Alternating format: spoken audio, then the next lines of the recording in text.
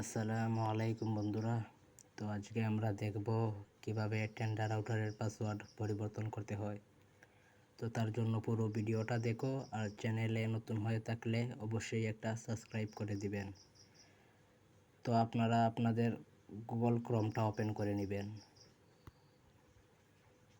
Open করে নেওয়ার পরে এই জায়গায় সার্চ বারে আসবেন, তারপরে জায়গায় সার্চ দিবেন 192.168.0.1 লিখে আপনারা সার্চ করে দিবেন।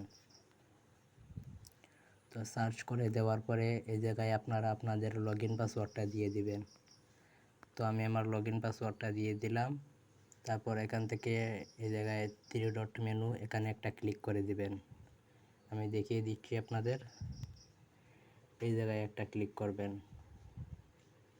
তারপর এখান থেকে দেখতে পারতেছেন ওয়্যারলেস সেটিংস, এই ওয়্যারলেস সেটিংসে একটা ক্লিক করে দিবেন।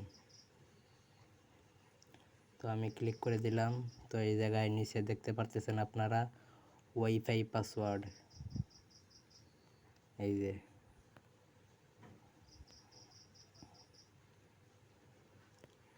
এই জায়গায় ওয়াইফাই পাসওয়ার্ড। তো আমি আমার ওয়াইফাই বর্তমান পাসওয়ার্ডটা রিমুভ করে দেব। রিমুভ করে দিয়ে আপনারা আপনাদের ইচ্ছা মতো এই জায়গায় নতুন একটা পাসওয়ার্ড দিয়ে দিবেন। তো আমি আপনাদের দেখানোর জন্য একটা পাসওয়ার্ড দিয়ে দিলাম। তারপর এখান থেকে আপনারা যখন নিচে এই যে ওকে লেখাতে ক্লিক করে দিবেন, তখন আপনাদের পাসওয়ার্ডটা চেঞ্জ হয়ে যাবে।